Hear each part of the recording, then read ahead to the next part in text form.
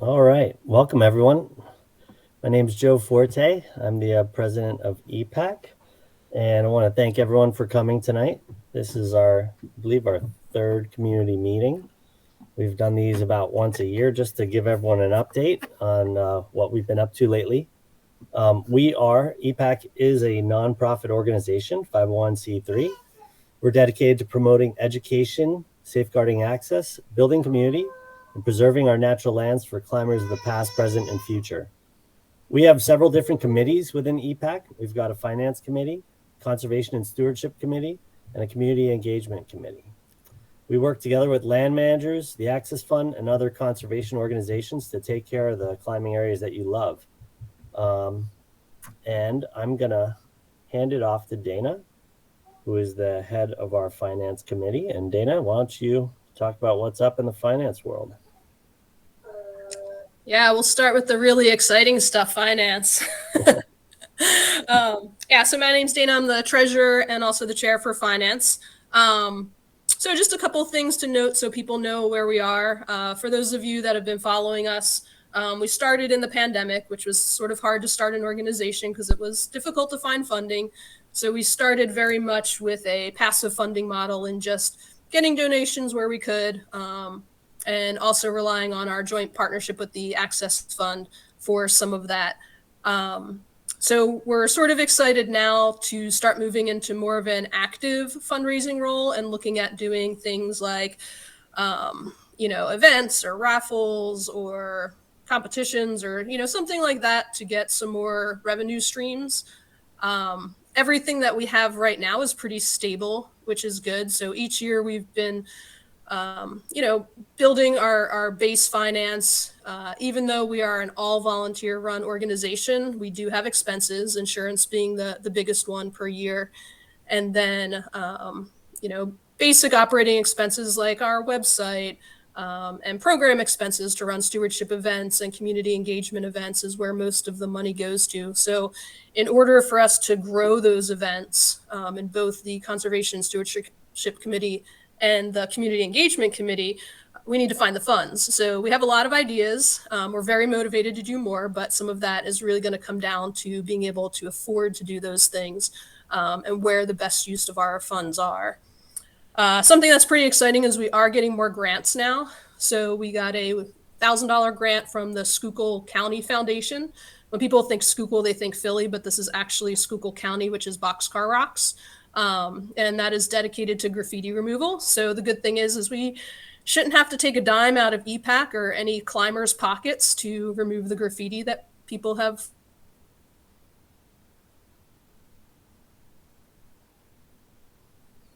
Oh no. Looks like Dana froze. Let's give her a moment and see if she Left for us. So am I back? You're back. All right. Sorry about that. So yeah, it's nice to get money from other places so that we don't have to take money out of EPAC. Dana, you're gone The again. workshop grant. Maybe try turning off your video for a moment.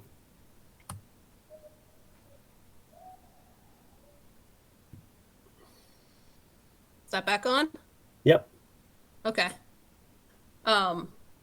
So we got a grant from We Can Serve PA to bring some trainers from the Access Fund to do a regional trail workshop for climbers and other stewards in the area.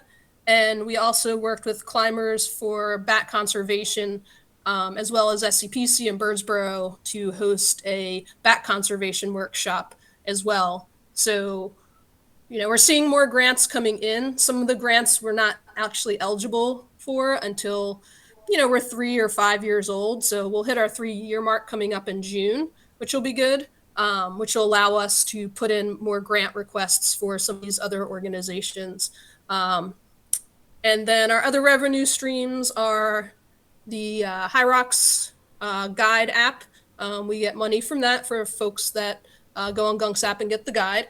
And then our Access Fund partnership. So if you are an Access Fund member or you're not, whenever you join or renew, you can go ahead and select EPAC and we get a proportion of those funds. So that's mainly where most of our finances are coming from. I'll also mention quickly, since I am the Access Fund liaison, that if you're not a member of the Access Fund, please support them. And there's a lot of work going on at the national level right now. If you're not following, but to look at some of the work that they're doing in Congress, look at some of the calls to action that are coming out, how you can help locally and also across the nation. We know a lot of us travel to climb, so we might be going to places that need your help now. So I will turn it over to Joe for conservation and stewardship. Thank you, Dana. I think Dana's probably the least acknowledged or appreciated climber in the state. She's done so much for the state of climbing in Pennsylvania. And she's one of the people who brainstormed starting this organization. 10 years ago, it was guys like myself and Rob and Dana just doing these things out in the woods with our own cash, our own time.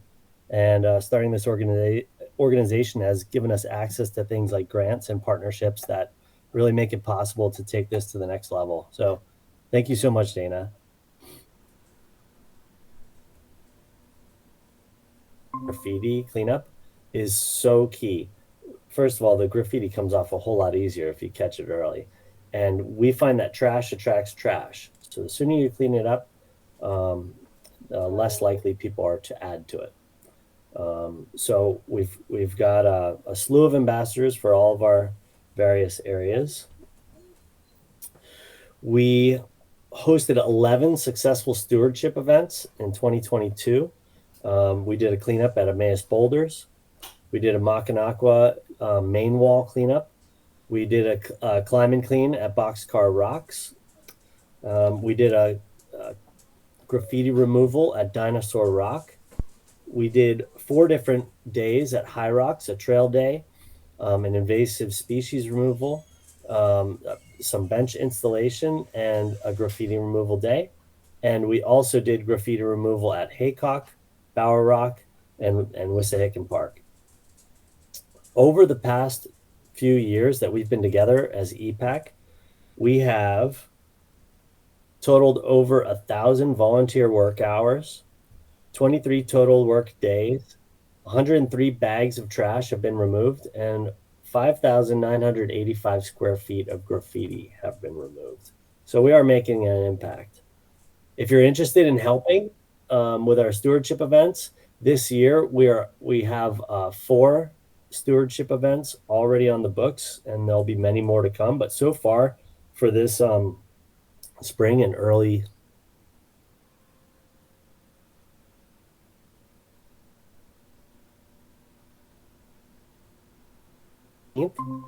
we've got Boxcar Rocks cleanup on June 4th, and we've got Dinosaur Rock cleanup on June 10th.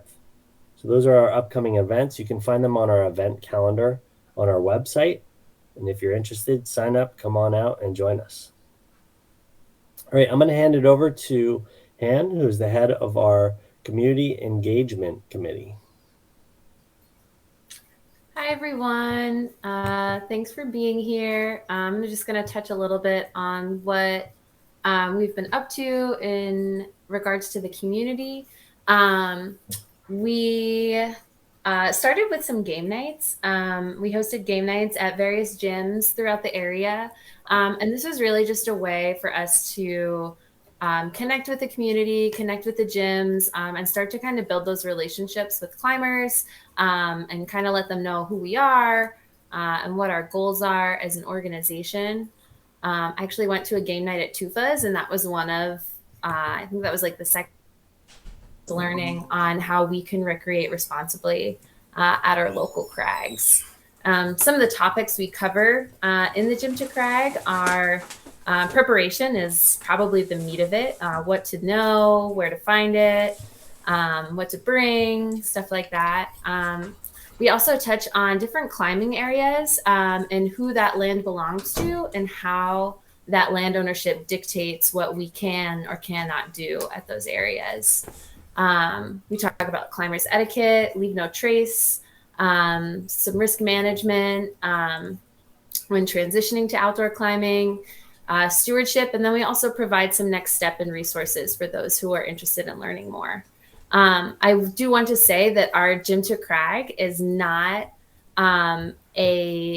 it is not instruction. We do not provide any technical skills necessary for outdoor climbing, nor do we provide any specific information about gear. And it is certainly not complete knowledge to prepare climbers for going outside. It's simply a way for us to like share knowledge and get the community connected. We do have some upcoming presentations if anyone's interested in attending. We have one on Monday, April 10th at Chalkstone and Milks Bar. And then we also have one on Tuesday, April 18th. And that one will be hosted at the Cliffs at Callow Hill. Both of these events are listed on our website, and the gyms are offering $10 day passes for non-members who wish to use the gym. And we do ask that folks that plan on attending RSVP, just so we know how many people to anticipate. Outside of our game nights and Gym to Crag, the Community Engagement Committee has initiated conversations with affinity groups, particularly in Philly, to figure out how we can partner with and better support them. Some of our conversations included solutions to around gear libraries, ways to support affinity group leadership in gaining the knowledge and skills and confidence that can empower them as leaders in their communities, co-hosting events, and providing support to expand chapters kind of beyond the metropolitan area. We're continuously brainstorming ways to connect with the Eastern PA climbing community and are open to hear folks' ideas. Some things we've thought of are climbing comps, clinics, workshops, more game nights, and educational opportunities. But again, we'd love any ideas that you have. Thanks.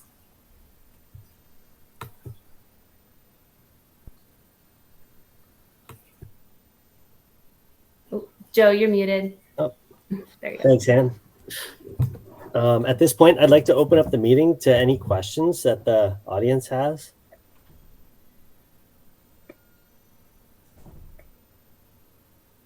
Anything out there? How can we better serve you as the climbing community in Eastern Pennsylvania?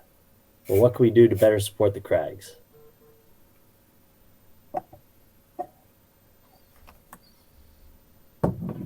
And why did you come to this meeting? Is there anything we didn't cover that you're hoping to learn?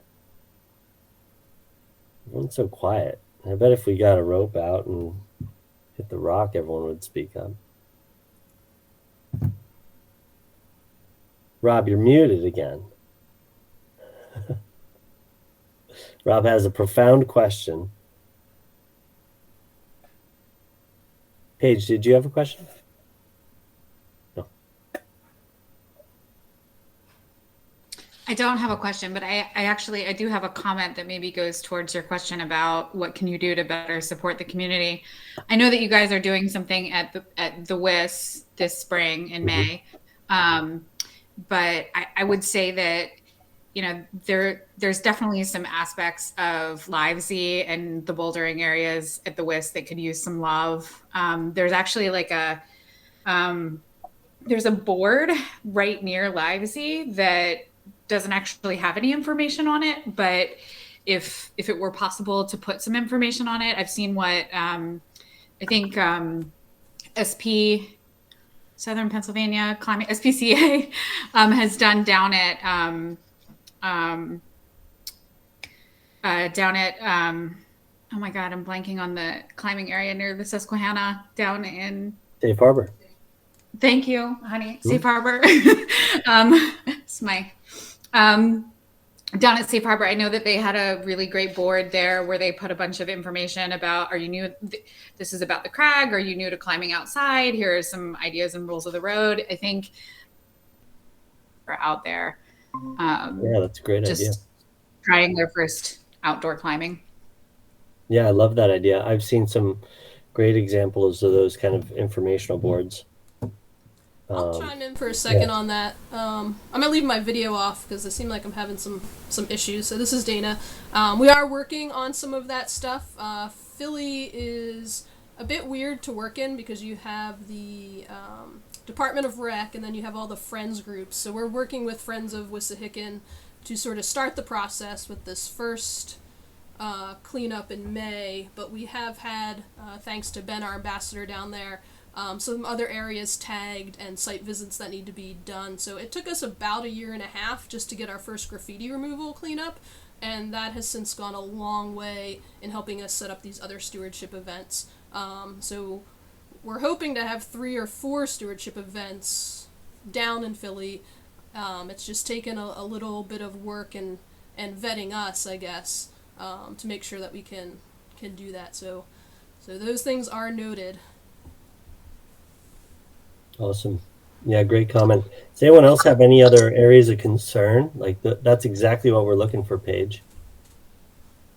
I have a general question. Mhm. I was wondering if there was any stewardship plans or if you guys know of any, I guess, growing access work toward Tilbury outside of Scranton. Yeah, Tilbury's on our map. Currently, there's not a great parking solution there, so that's our priority, is working out parking situation up there. But yeah, until we figure out a solid parking plan up there, we really can't condone lots of people going there because there's already a large problem up there with parking. Dana, do you have anything else to add?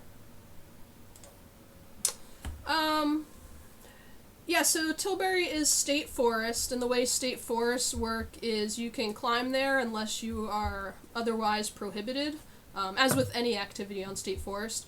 And there are climbing guidelines, and there are fixed hardware installation guidelines and whatnot. So we've been, cautious because we are not 100% sure what the Forest Service knows or thinks of that area.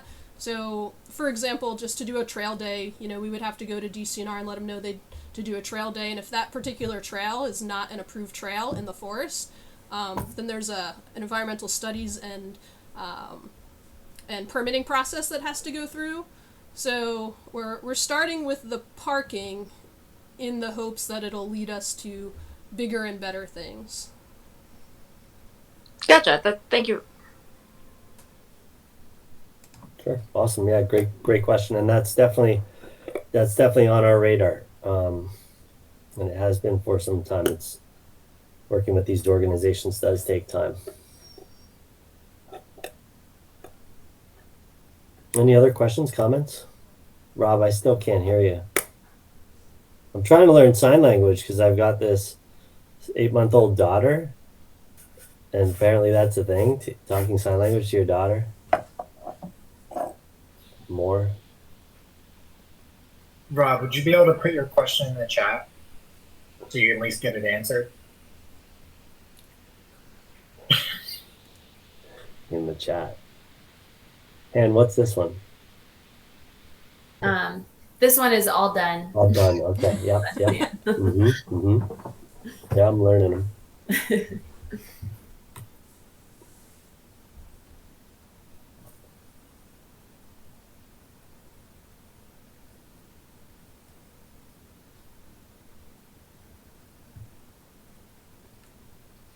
While Rob's typing, I have another brief comment. Han, I love the idea of doing co-sponsoring events with diverse climbing groups.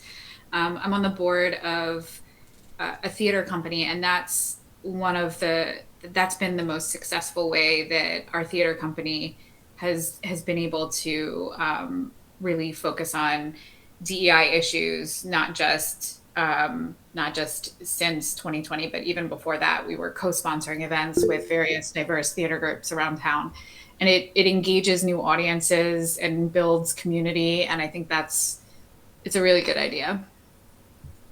Awesome. Cool. Thank you.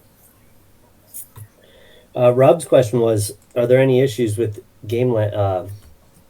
the state game lands, particularly access, as there are in Western Pennsylvania? I'll say thus far, no. And I think we're very fortunate. I think we're fortunate that people like Rob developed a relationship with the Game Commission, 15, 20 years ago, and starting to do these cleanups on game lands. And they started to know climbers as land stewards and not the ones who are trashing the land. I have come across a ranger in the past and was making small talk. And, he made a comment like, it's unfortunate that the climbers paint on the rock like that. And he was under the impression that it was the climbers that were painting on the rock. And I had to tell him, as a matter of fact, the paint makes it a lot harder to climb. So I can assure you it's not the climbers. We're the ones who typically remove it. So we have a good relationship with the State Game Commission. But that said, nothing in the State Game Commission's mission says that they have to support climbing or any recreation from that standpoint. They're there to support the flora and fauna of the land, essentially the animals and plants, and hikers, hunters and fishermen that support those animals. So recreation is not a priority for them, as opposed to state parks and state forests, which do support recreation. So being on game lands and climbing on game lands is a privilege. And we need to continually foster this relationship that we have with the Game Commission to ensure that we don't lose access like they did in Western Pennsylvania. They lost probably 90% of their climbing out there was on state game lands. So imagine if 9 out of the 10 climbing areas you knew got closed tomorrow. That's what happened in Western Pennsylvania. So again, our relationship with these landowners is so important. And this is where presentations like our Jim to Crag hold so much power, because we talk about things like what is allowed on game lands and what is not allowed on game lands. And a lot of people are under the impression that the same rules that you follow in a state park or a state forest are the same rules that you follow on state game lands, and that couldn't be further from the truth. I'll just give you an example. A state park is created to help people access the outdoors. So it has things like walking paths, bridges, signs, and trail markings, right? All of those things go against the state Game Commission's mission. They do not have marked trails. They do not have bridges. They do not have restrooms. Right? They want to keep the land as untouched as possible. So things like building landings for boulders or cleaning vegetation off climbs, that could get us in big trouble and can put an end to the climbing that we have on state game land. So it's important that people know that each land is to be used in a particular way. And if we can get that education out there to all the climbers that we know in Eastern PA, we can further ensure that land is going to continue to be protected and will maintain access to that land. Does that make sense? As you can tell, that's something I'm very passionate about. I don't want to lose the climbing we have. I'm trying to raise a daughter to be a climber here. What else is out there? That was a great question, Rob. Anything else?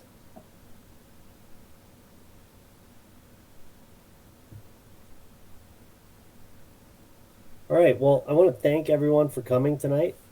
If you do have any other questions, feel free to post them on our website or send us an email.